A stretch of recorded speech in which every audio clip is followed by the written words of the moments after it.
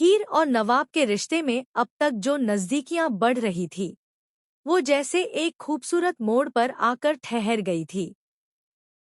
दोनों के बीच अनकही मोहब्बत थी, एक अजीब सा भरोसा था जो धीरे धीरे और मजबूत होता जा रहा था।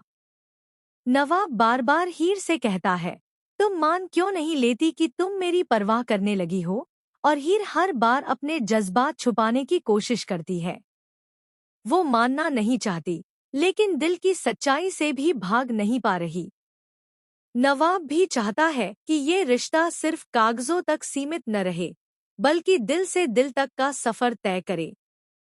लेकिन तभी कहानी में आने वाली है एक ऐसी एंट्री जो इस रिश्ते को पूरी तरह से हिलाकर रख देगी।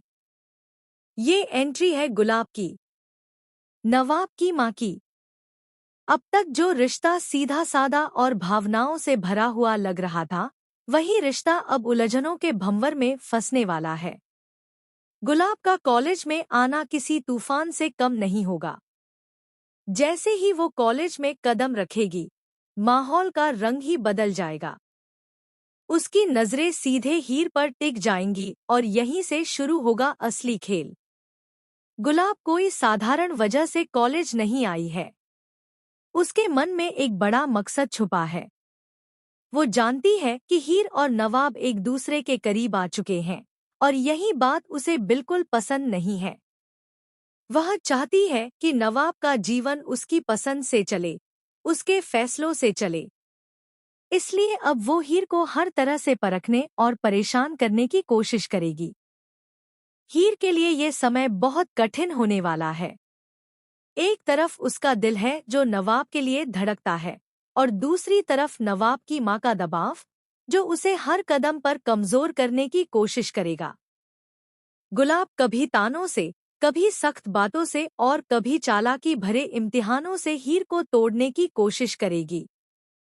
वो बार बार हीर को एहसास दिलाएगी कि वो इस घर और इस रिश्ते के लायक नहीं है। दूसरी तरफ नवाब भी एक अजीब दुविधा में फंस जाएगा। माँ का सम्मान और हीर के लिए बढ़ती मोहब्बत, दोनों के बीच उसका दिल बंटता नजर आएगा। वो समझ नहीं पाएगा कि किसे चुने और किसे समझाए। वह हीर को भरोसा दिलाने की कोशिश करेगा कि कुछ भी हो जाए, वो उसके साथ खड़ा रहेगा, लेकिन हालात इतने आसान नहीं होंगे। गुलाब धीरे धीरे ऐसी परिस्थितियां पैदा करेगी कि हीर खुद ही इस रिश्ते से पीछे हटने के बारे में सोचने लगे। उसे लगेगा कि शायद यही सही होगा, ताकि नवाब अपनी माँ से दूर न हो जा।